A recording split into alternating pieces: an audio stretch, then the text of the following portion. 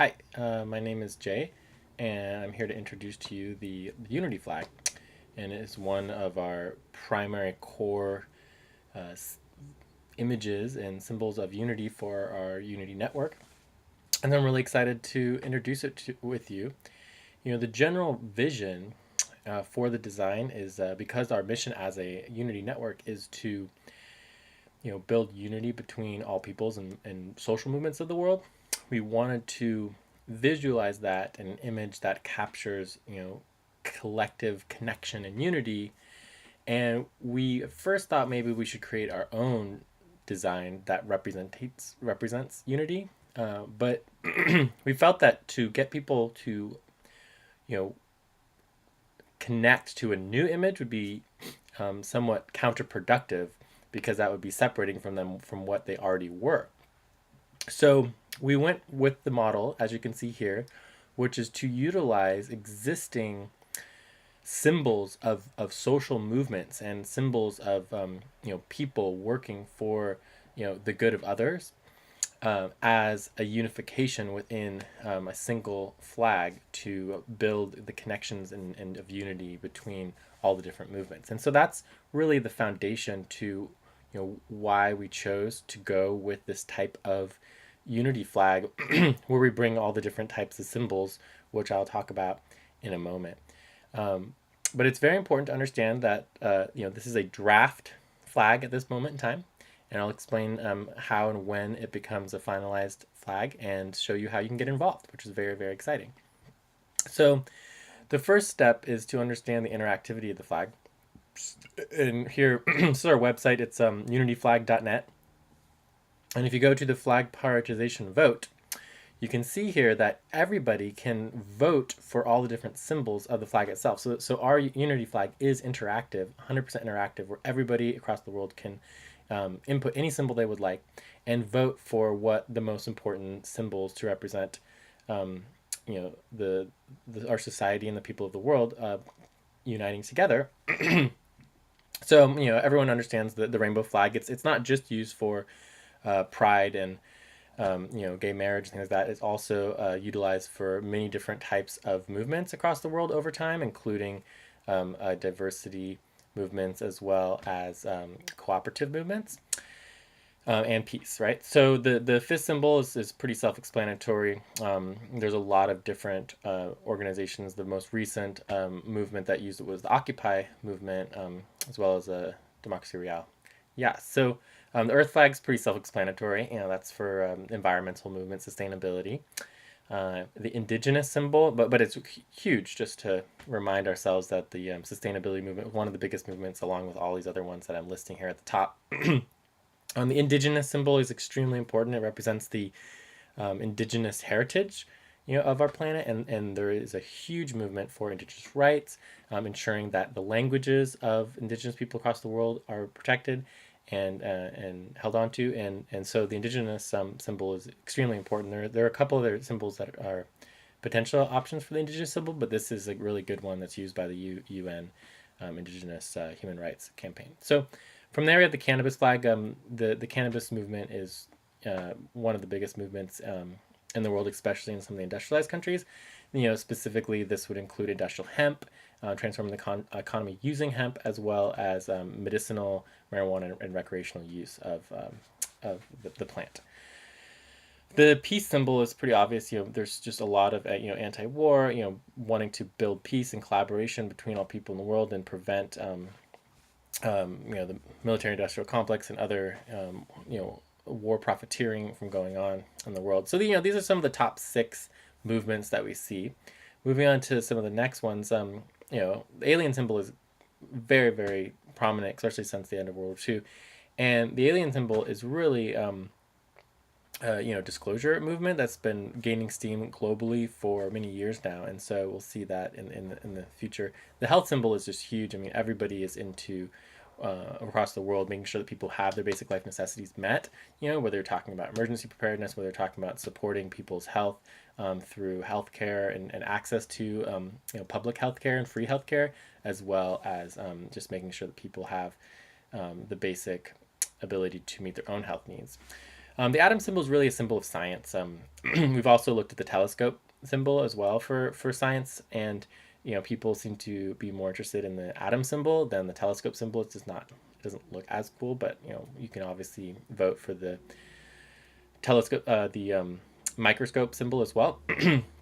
But we have to remember that less than 200 years ago, the people of science really were a minority in the world, and it's been over the course of 200 years that science has become the mainstream worldview of our planet. But we have to remember that it started as a very, very grassroots, just a generation or two ago. And we want to, for us, the symbol of science really is key to represent independent science. All the original scientists were all independent thinkers. They were not controlled directly by corporations with their science, and it's about having and ensuring that science builds truth and it's not pre-constructed, as it is moving into a realm where money seems to be controlling science more and more. The truth movement is huge. The 9/11 truth movement has been just growing, especially globally.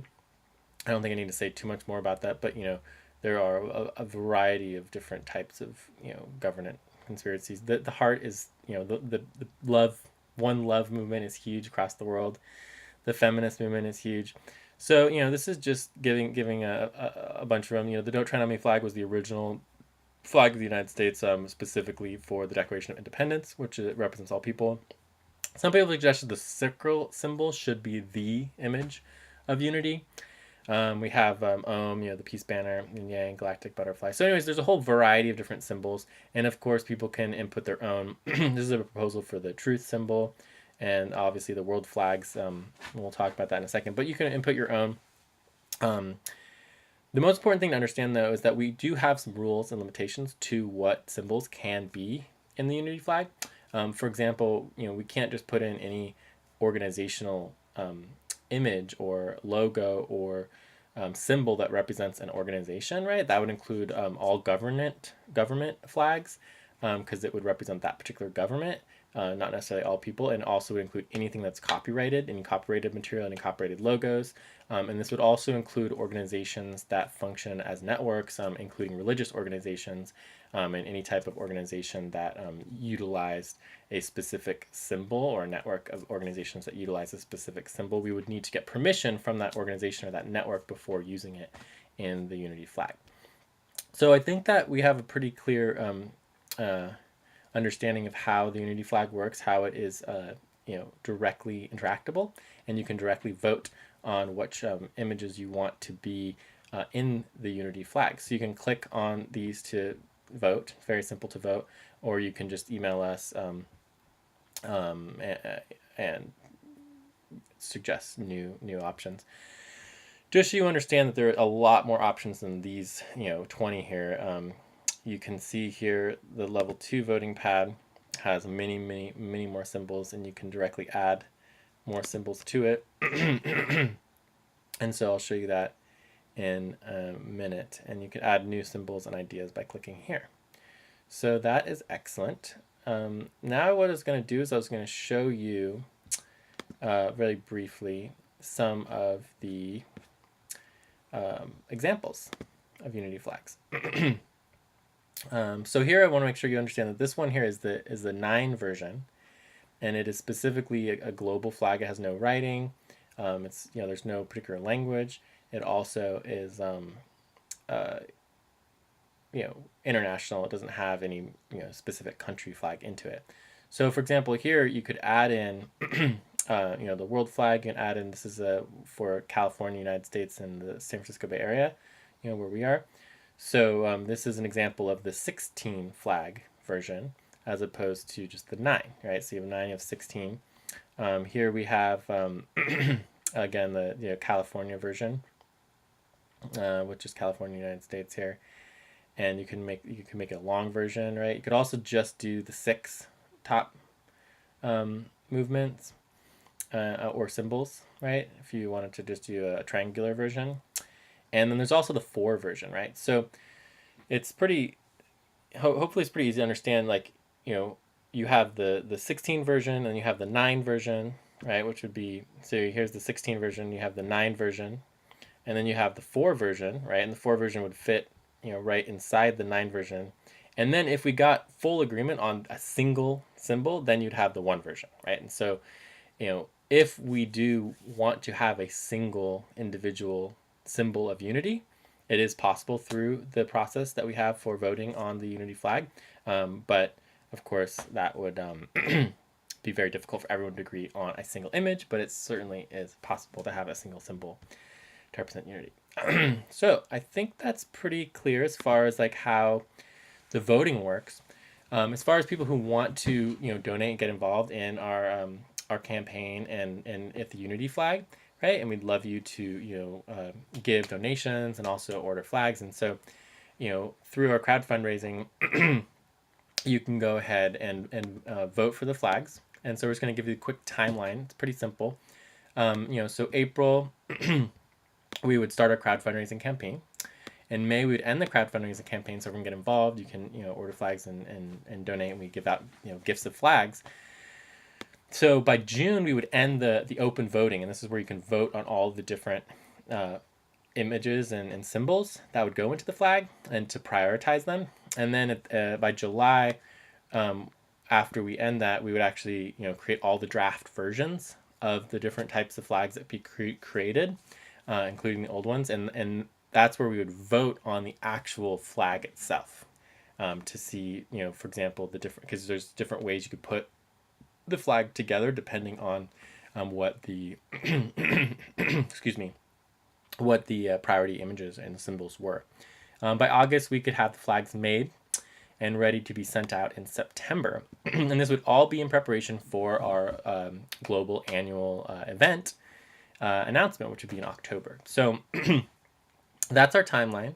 And so we would love for you to donate and get involved, and so we can send out unity flags all across the world as a symbol and representation of unification and people working and collaborating together to solve our collective global problems and crises. So I think we got through all the different versions of the flag. Oh, there's one other one I was going to show, which is the United States version here. So we just take the top images and added the U.S. flag. So that's another example. And you could change the U.S. flag and put the European flag, plus you could put a country within the European Union. So that would be a simple thing to do. You could also just add other countries and other flags for India or Brazil, any country, could have their own unity flag, and we can customize for people who give more than about a donation of $50 or so. We'll customize your flag for you depending on what where you're from in your location. So I believe that is pretty much a good introduction to the unity flag and how it works and how you can get involved. And we're really excited about it. And we thank you so much for supporting this campaign. And we really feel like, not only is it a really cool flag and a really cool image to share with the world, but it also can lead to help catalyze a really important goals of, unification and building people power so that we are able to meet some of these, solutions to solve a lot of these really big global problems that we're dealing with, which I won't go into because you probably already know that. So thank you so much, and you have a wonderful day, and I look forward to giving more updates in the future.